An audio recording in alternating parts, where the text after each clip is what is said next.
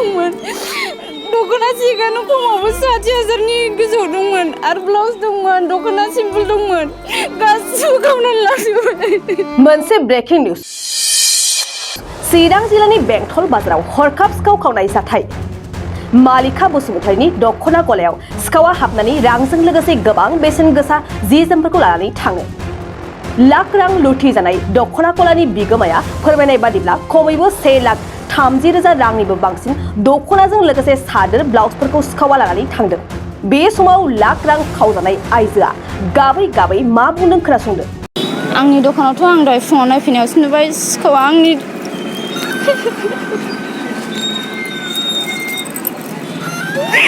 जेसेबांना माल दंमोन दख'ना सिगानो खमावबो 60,000नि गोजौ दंमोन आरो ब्लाउस दंमोन दख'ना सिम्पल दंमोन गासिबो खावनानै लांजोबबाय खमावबाबो 1 लाखनि बारा दंमोन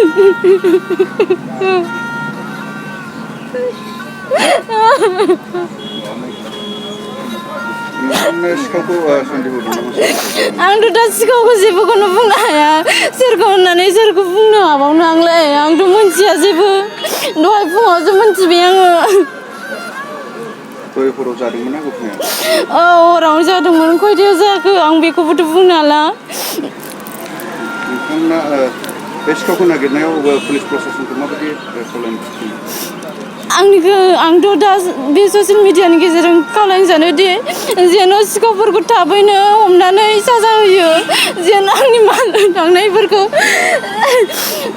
जेन एसेबाबो मोनफिननो हानाय बायदि आं ससियेल मिडियाआव बेखौनो खावलायो बयनिसिमबो आं खुलुमबाय दिनै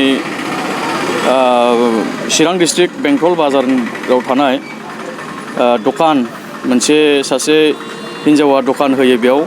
गावनि जिउखौ खुंनो थाखाय एसे एनै रां खामायनो जाहाथे हायो लन हिरि लानानै बियो बे दखानखौ होयोमोन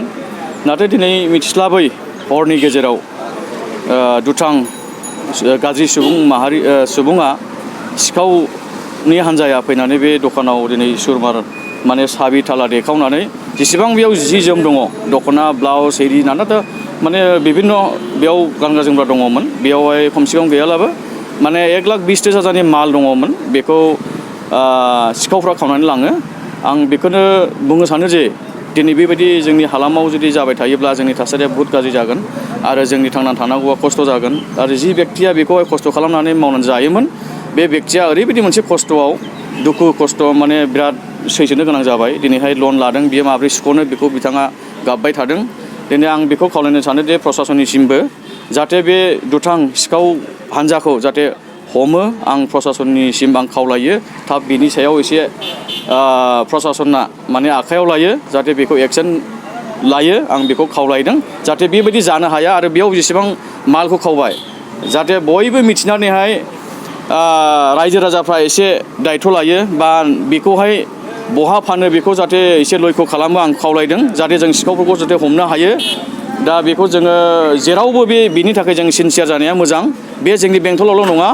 मोनफ्रोमबो जायगायाव बेबायदिनो जाबोगासिनो दङ सिखावफ्रा बारासाव बारा बेबायदि जाबोगासिनो दङ जाहाथे बियो जोबस्राङो बेखायनो जोंनि रायजो राजानिसिम आं खावलायदों बेबायदि सांग्रांथिखौ बयखौबो एसे आखायाव लानो थाखाय बा सांग्रांथि जानो थाखाय आं खावलायदों बयनिसिमबो बेंटल बाजाराव माने दखानाल' बांसिन गोमानायखौ नुयो बेनि सायाव साराव मा बुंदों दा बेनो मोनसे दुखुनि बाथ्रा फ्राय दिनैल' नङा दख'ना बेंटल बाजाराव दखानाव बहुतथा बेबायदिनो सिखावा हाबबाय थांनाय समफोरावबो हाबबाय बेबायदिनो आरो बेल' नङा गुबुन दखानावबो जाखांबाय दा आं माने दुखु मोनो जे बेंटल बाजारनि जानानै आं बेखौनो फोरमायहरो जे रायजो राजानिसिम जाहाथे बयबो सांग्रांथि जायो आरो बेफोरबायदि माखासे दुथां मानसिफोरखौ हमनो हायो जाहाथे जोंनि रायजो राजाखौ साफ्रोमखौबो आं खावलायबाय जाहाथे सापर्ट खालामो दा बिनि सायाव आङो बयनिसिमबो सायाव आङो खावलायहरो फै बयबो फै जमदुवार दख'नानि थाखाय मोनसे फोसावथाय गसाइगाव महकुमानि सिङाव थानाय जमदुवार दख'ना एबसुआ सानथामनि हाबाफारिजों गाजा गोमजायै 5थि खेब बोसोरसालिया जथुम्मा खुंफुंगोन फैगौ नभेम्बर दाननि 6, 7 आरो 8 खालारखालि सानथामनि मेहेरगोनां हाबाफारिजों गाजा गोमजायै खुंफुंगोन मख'नो गोनांदि खुंफुंनो गोनां जथुम्मायाव बायदि मेहेरगोनां आयदाफोरबो लाफानाय जादों बेबायदिनो भलिबल, काबादि, खन्थाइ आवरायनाय, लिरनाय बायदि बायदि दिन्थिफुंनाय आयदाफोर लोगोआव जांख्रिथायारि देंखोगिरि दैख्लं खुंगुर बसुमतारी देंखोमु 1, 2, 3 मेथाइ खननाय बादायलायनायबो लानाय जागोन।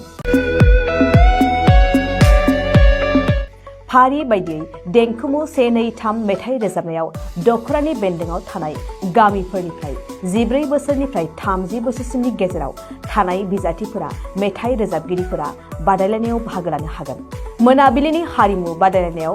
गाव गावनि रोंगौथिजों बिजाथिफोरा बाहागो लानो हागोन।